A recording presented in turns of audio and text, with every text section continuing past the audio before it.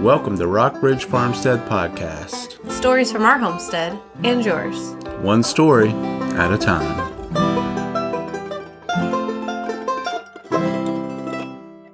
Hello and welcome back to another episode of the Rockbridge Farmstead Podcast. This is Greg. And Marianne. So today we're going to be talking about the Homesteaders of America, Tennessee event that we went to recently. Yep, we went last weekend and it was a good time. So yeah, this episode will be a special episode, I guess you could say, because we won't be having a guest on tonight. Yep, so we're just going to kind of debrief some of the things that we learned and then kind of how we're going to put that into practice here on our homestead. Yeah, and some of the people that we met or some of the talks that we went to. So, yep, that's what this episode's about. We drove down on Thursday. We stayed at a little cabin, Airbnb. It was a lot of fun. It was at an RV park. It was a really cute little cabin. It was a really cute cabin. We really enjoyed it. The manager there was kind of grumpy.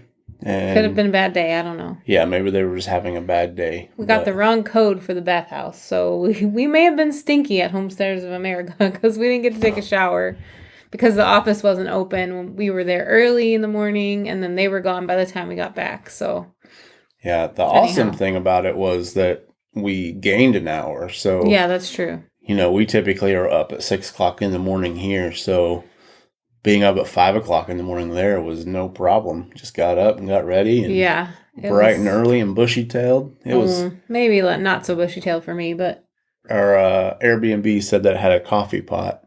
And, you know, we like coffee in the morning. It was like a 2-cup coffee pot. And we didn't have coffee filters for it the right size. Like, it's a small coffee pot, so you have different filters. We did bring our French press, so we did use that. Yeah, but we had to heat the water up in a 2-cup coffee pot. And yeah, it was definitely, I mean, not rough in it, but it was not our normal routine of having our morning coffee and all of that. And earlier mornings than normal, I guess. Well, slightly earlier than normal for me. Yep. But it was nice being able to go to the conference during the day and then come back and have a little campfire and kind of talk about what was going on and how we were going to kind of implement everything. Yeah. So some of the talks that we went to... we went to, I think my favorite one was the fermentation one with Stacy from Off Grid with Doug and Stacy. It was just nice that she gave us like a hands-on demonstration, kind of showing you how to pack the jars for fermenting and, to leave an 1.5-inch headspace. And I'm a visual learner, and a kinesthetic learner. So I learn by doing things and by seeing other people do things.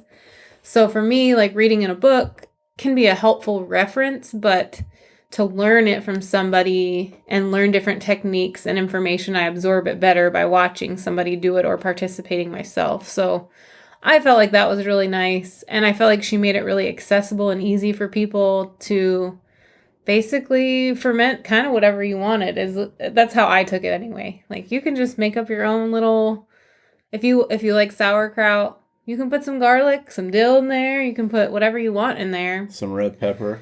Yeah, it was really good. And she gave out samples of some sauerkraut that she made. Mm-hmm. And it was the best sauerkraut I've ever had. Yeah, it was very good. Like, it was so good. So we're really excited about fermenting vegetables. And, I mean, she did all kinds of different things. She talked about kefir, or some people call it kefir, but...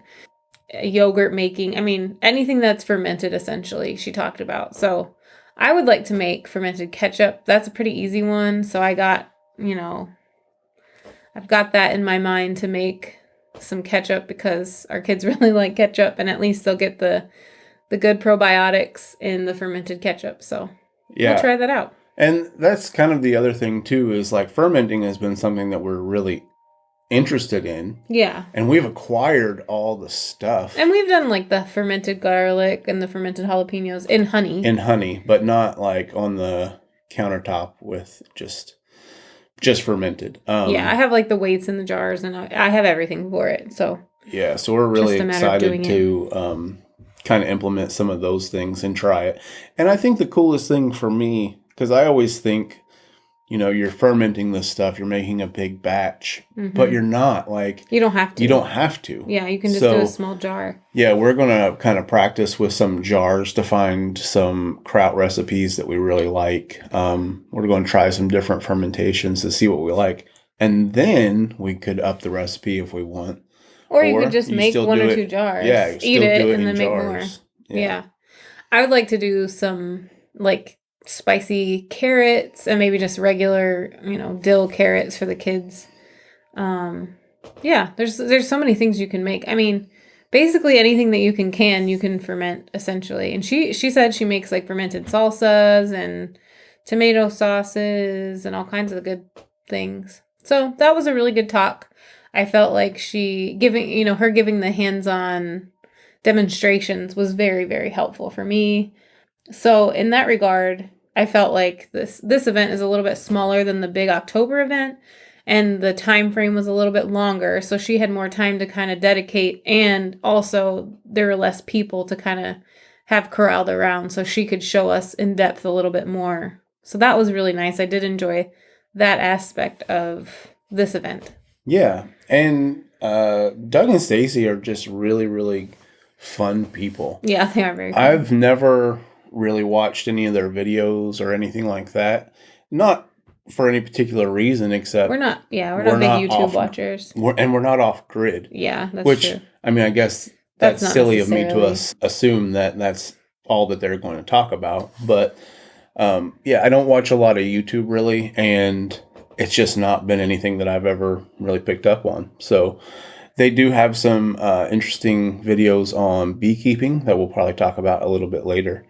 But I watched those when I came back. Actually, that was one of the first things I did when I came home, is sit in my recliner and watch those videos and kind of veg out. So I am an introvert to the core. So being around all those people all weekend was tiring. Yeah. I'm not really an introvert. I'm kind of in the middle. But I agree. It's like sensory overload to a degree when you're just kind of tired and have a lot of stuff on your mind. So it's always nice to go to things like this, but it's also kind of nice to come home and rest a little. Yeah, for sure. So one of the other, I guess you would say, talks or lessons that we went to was meat rabbits. That was probably, my favorite one was beekeeping for obvious reasons. Naturally. But besides beekeeping, my other favorite one was the meat rabbits with Independence Acres, I believe. Yeah, Jeremy. And it was really good. So we've done meat rabbits for pretty about much 3 or 4 years now. I think maybe even longer than that. I don't know. We've had them for a while. Yeah, and we don't necessarily we don't breed nonstop. We don't have a whole freezer full of rabbit meat. We'll butcher some, and then later butcher more. Yeah, so we use rabbits a lot for fertilizer, probably more than anything. That stuff's.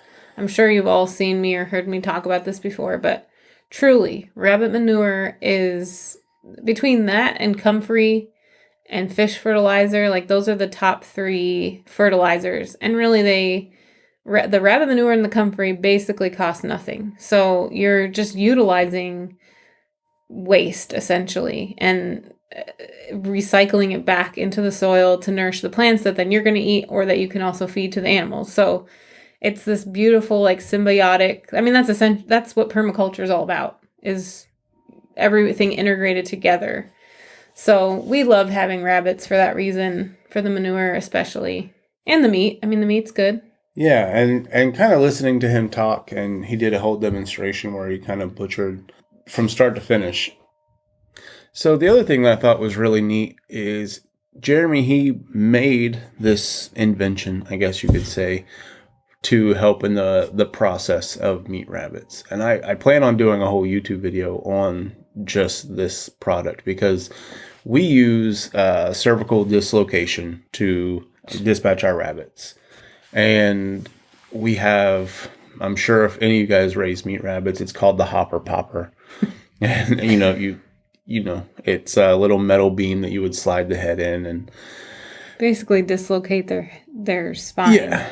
And in our opinion, this is just our opinion. We believe that is probably the most humane way to dispatch a rabbit. Yeah, it's super quick. It's super safe. It's just what we choose to do on our homestead. Well, part of that package with the hopper popper, they have another part that you can kind of hang their back legs on.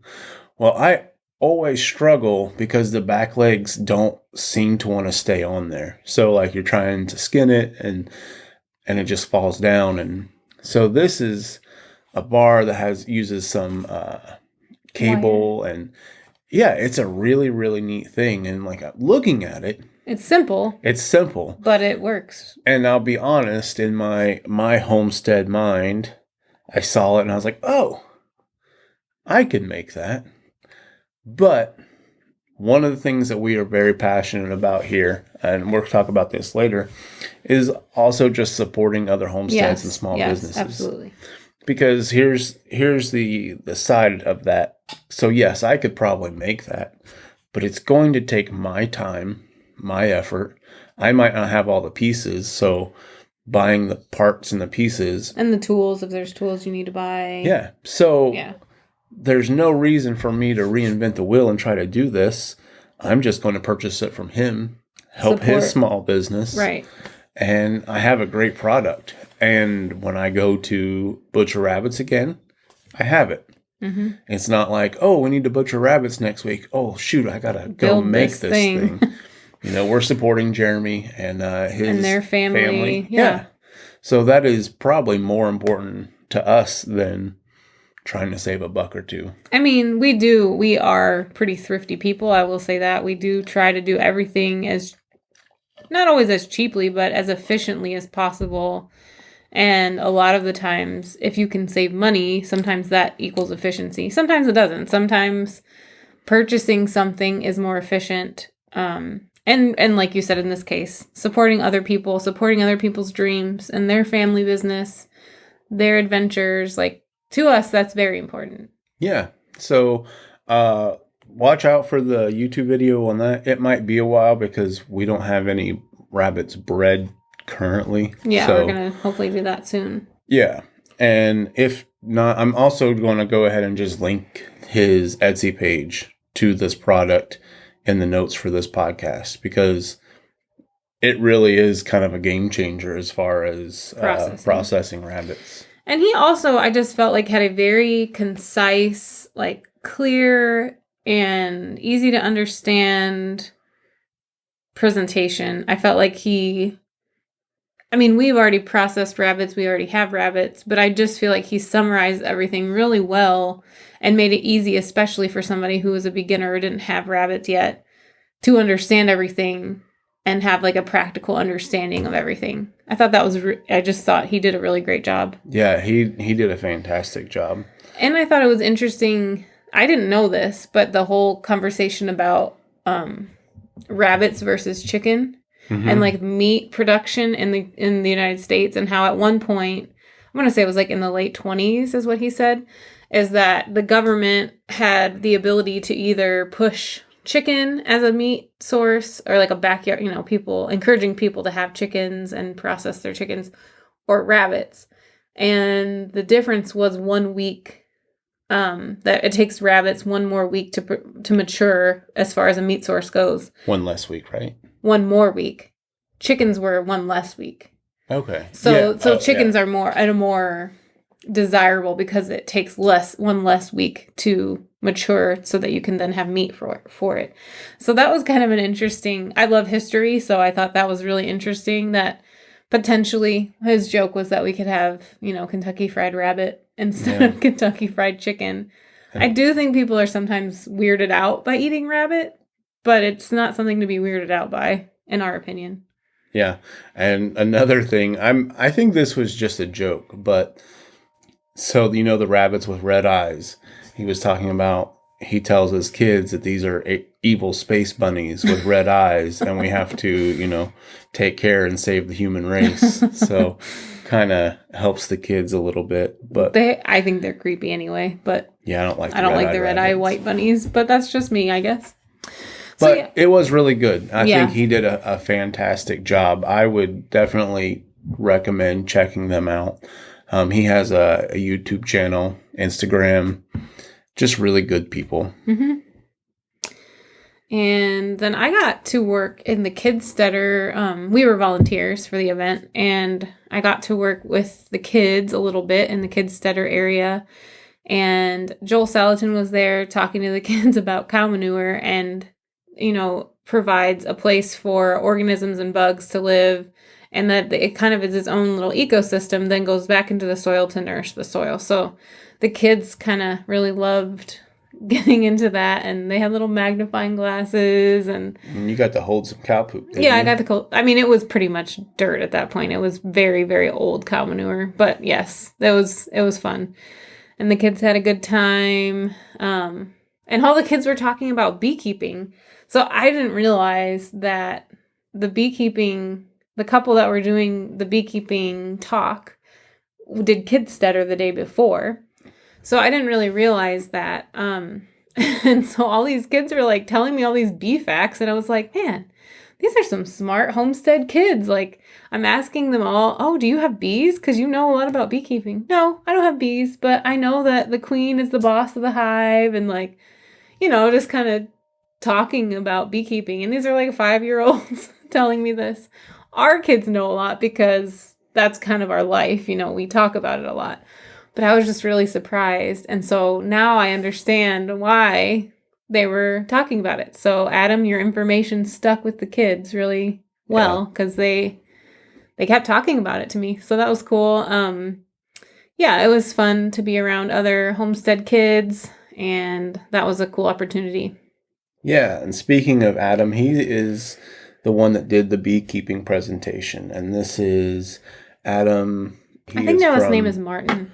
Yeah. Adam. Leslie is his wife. Adam and Leslie Martin. Yeah, from Bee Strong Homestead, and then his bee business is Bee Kept. So we'll link that information below. Yeah, you can definitely find them. Beekeeping is kind of what we're all about here. So we're about our homestead, but beekeeping is our main interest, I guess you could say. Yeah, so that was really interesting. He talked a lot about horizontal hives, and these were kind of what he picked up from the Doug and Stacy videos that had Dr. Leo on, because Dr. Leo is a big proponent of natural beekeeping using horizontal hives. So we don't have currently any horizontal hives. So we use all vertical Langstroth hives. Would I be interested in getting a horizontal hive in the future? Yes, because I think that there is a place for them in beekeeping. Probably not for the road that we are going down at this point. But it's always fun to kind of incorporate different things. So like even if we just had a couple different hives, just for the sake of having it and experiencing that. Yeah, exactly. It's always kind of fun. Gardening's the same. You try different things and kind of experiment a little bit, and that's always a little bit of, I think it's fun. Yeah, so the benefit of a horizontal hive is pretty much anyone can beekeep. So, you see beekeepers and they have their traditional bee boxes, little square boxes stacked up. People don't realize how much honey weighs. So it's very one heavy. of those boxes, just one, not the entire tower that you would see, can be about 60 to 90 pounds, depending on what size box you use. Mm-hmm.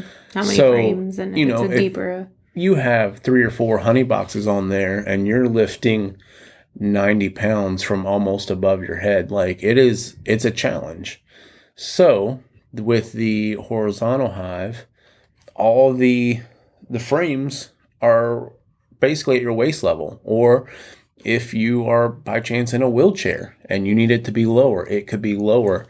So people who have strength issues or mobility issues, it's a great alternative. And I'll be honest with you, if we were just having a homestead and we wanted a couple hives, what you would call like backyard bees. Yeah. Like we weren't interested in, having bunches of hives. We were just wanting to, have enough honey for ourselves. That's probably the route that I would go. So if you are interested in bees, if you only want to have 1 or 2 hives, I would honestly recommend going with the horizontal hives. And that is pretty much all that Adam does. He does still have some vertical, but that's just because that's how he started. I think, and he still has the equipment. I think he kind of has a little bit of everything currently. Yeah. He also is a big supporter of catching wild bees, feral bees. And we've always been that way too. Like that's kind of, we'd rather have bees that are already acclimated to this climate, to this area. They know how to do everything. They know what to do. They're more likely to be more hygienic. So I enjoyed that he was encouraging people to set some swarm traps, catch swarms, get those bees that are living in the bee trees. Yep. We really like, one of our favorite hives is from a swarm trap that we caught. It's a feral hive. From the middle of nowhere in Kentucky. Yeah.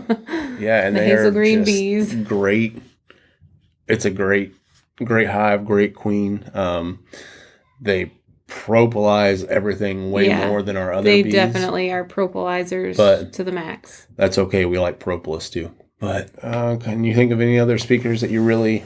I really wanted to go to the herbal medicine talk, but I was in the Homesteaders at that time, so I heard that was really good. You went to that, I think, or part of it. Yeah, it was really good. The guy was just a wealth of information, and that was the other thing for that one in particular. Like there was just so much.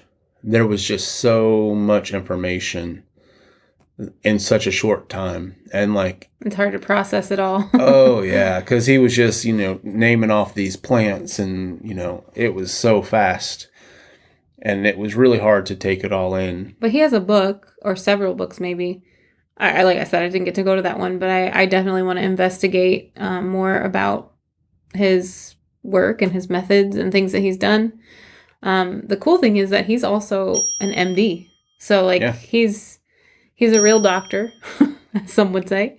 And he also does herbal medicine, which I think is pretty cool and kind of rare, probably, if I had to guess, that, not as often as you would hope or think that, a medical doctor would also encourage people to try to use what God gave us, So I would like to investigate that a little bit more.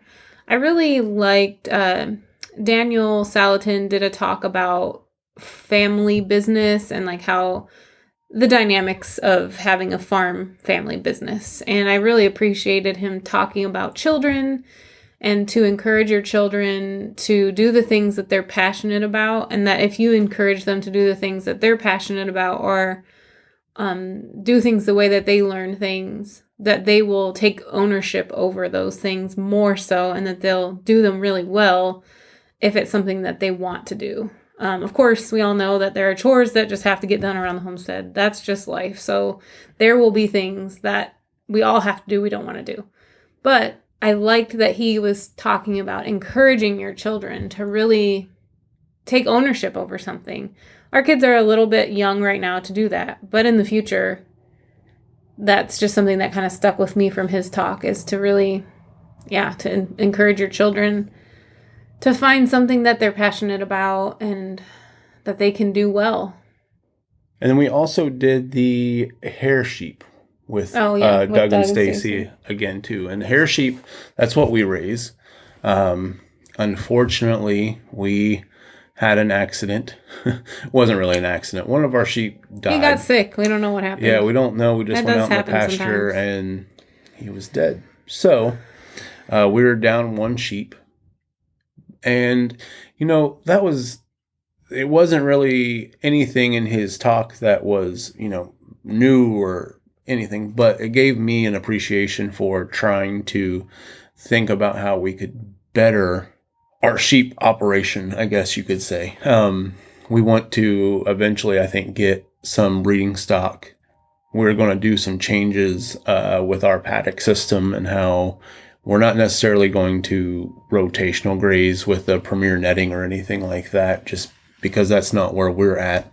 But we do have the opportunity to put our pasture into some different sections and let them kind of eat through it. And then go to another paddock, yeah. Yeah, so we're going to make some big changes to our back area where the pasture is. Try to make that more efficient for us and kind of work a little bit better. So, I feel like we're always changing things around, which is sometimes, I'm not going to lie, a little bit hard for me because I like things to stay the same. And it's also hard for me to fully understand. Like, Greg is a visionary, and so he always has these big ideas and plans. And truly, like, he is the man. Like, he will execute those visions and plans.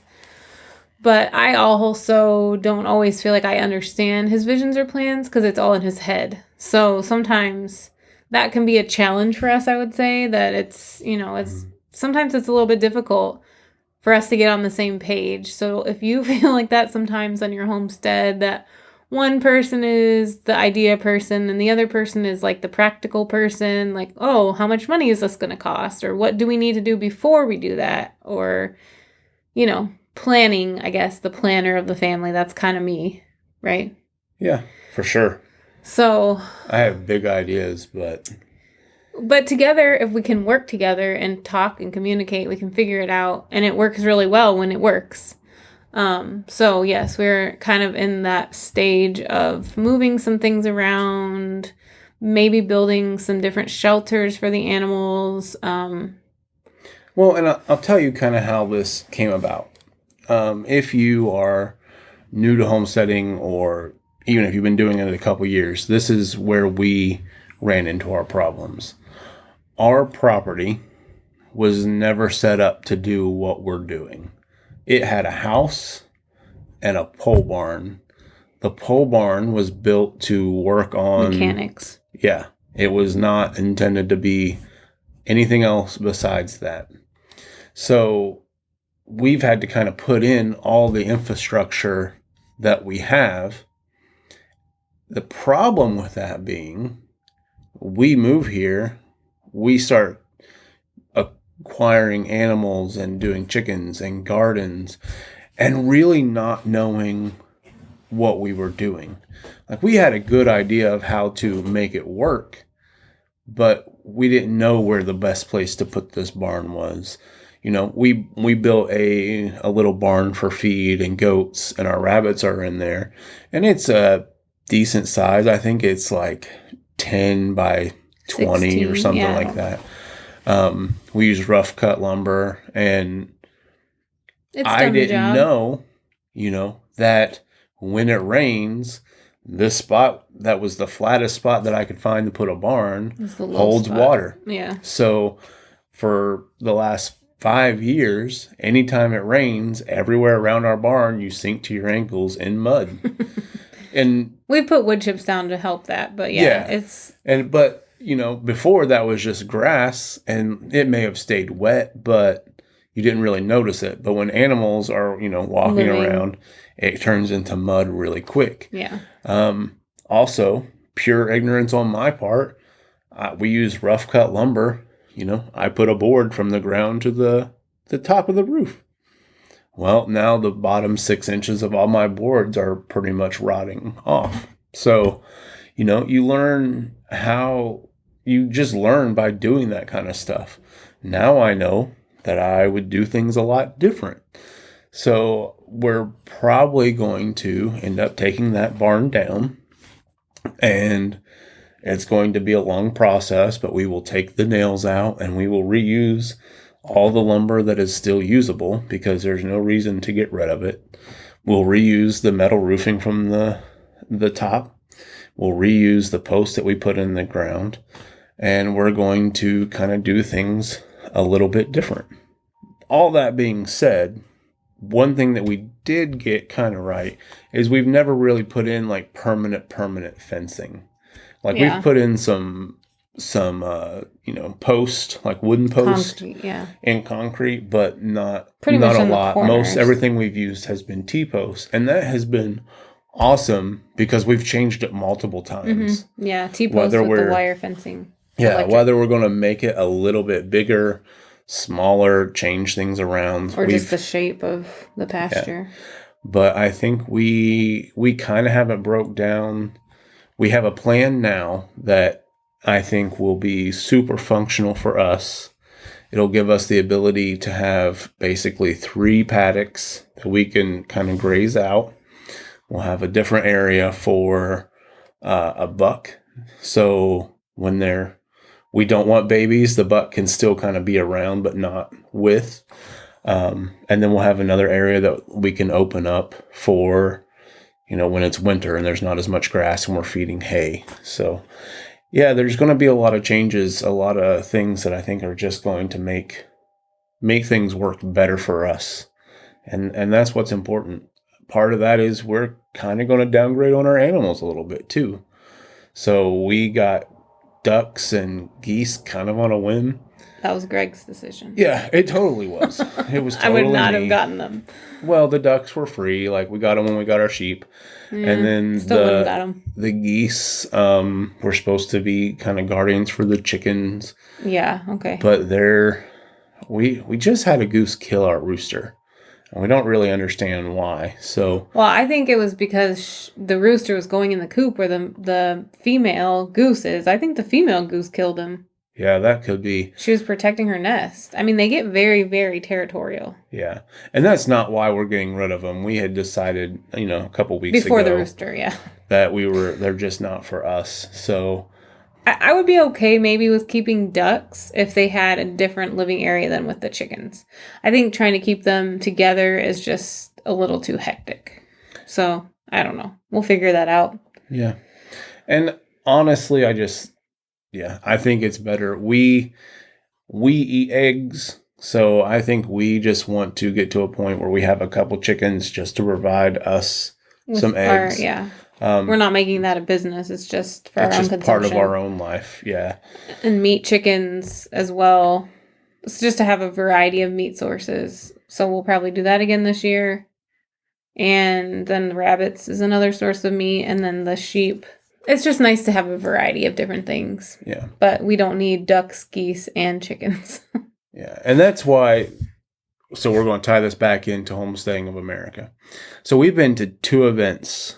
We went to the one in October last year, and then we went to this one in Tennessee.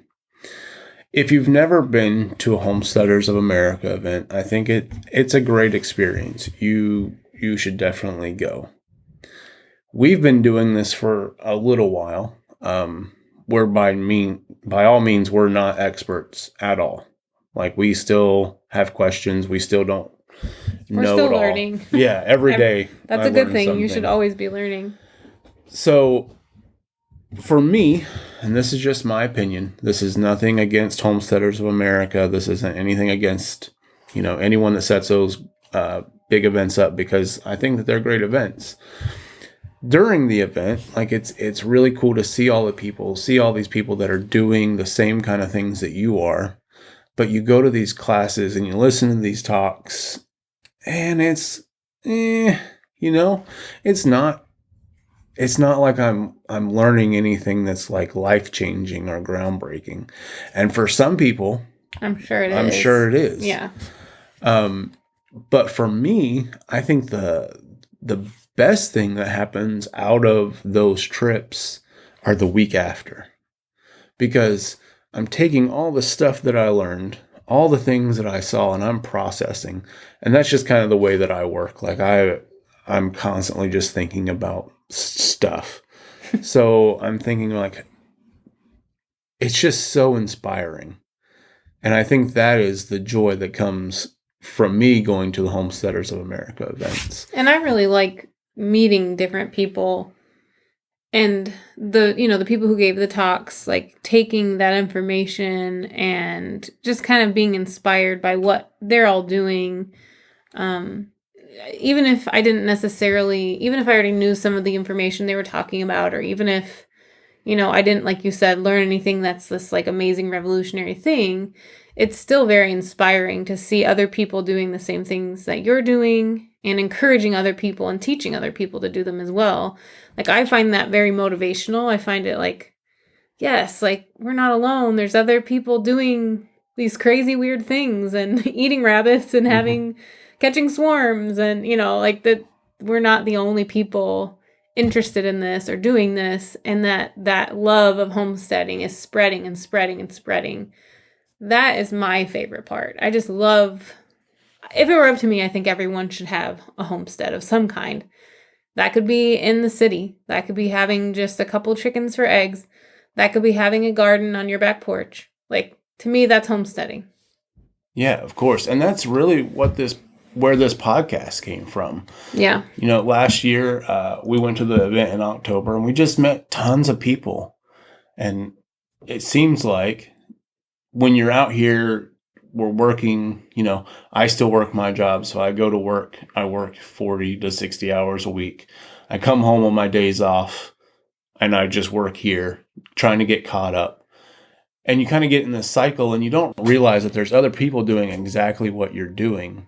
So that's where this podcast came, because we met so many people and we wanted to know what their story was. Like, how did they start doing this? We wanted to kind of come alongside them and kind of hear about their journey. And share it with the world, essentially, right? I mean, that's kind of why we're doing a podcast. Exactly. To share with other people, to give people the space to share what they're doing on their homestead and how they're doing it. And that looks different for everybody. But we all have this one thing in common, that we all want to be more self-sufficient, that we want to be able to feed our families. That's kind of that's our goal, really. Yeah. If you would like to be on the podcast, if you're a homesteader or have a farm business and you're interested in being on, we have a tab on our website, which is rockbridgefarmstead.com. The tab is podcast. And under that tab, you should see a spot to fill out a form that will let us know all about your homestead, and we'll get back to you. So Homesteaders of America, they do put on some really, really great events. If you can't make one, I would really suggest everyone try to go to at least one. Get the experience. But if you can't make it to one, everything, if you notice, like we did talk about Off-Grid Doug and Stacy, but we didn't really talk about Justin Rhodes or Joel Salatin. Like, yeah, it was really good stuff, but everything that they talk about, you can find online. Like, if you read their books, you're going to learn probably more than what you would learn talking. So the information is out there, guys. So don't be discouraged if you can't make it to one of these events. Yeah, there's so much good content by, like you said, by Joel Salatin, Justin Rhodes. I mean, they have, and lots of other people too, but there's so much information out there. Yeah. And I would really recommend, and I don't know how to do this, but I would recommend trying to, collaborate, try to find other homesteaders in your area and try to, you might raise sheep and you might do a fantastic job of raising sheep. You've done it for years and you have it down exactly, but you might want to learn how to garden and you don't know anything about gardening. Mm-hmm. But there might be someone really close in your area that is awesome at gardening and they've always wanted a sheep. And you guys can learn from swap one another. Information, yeah.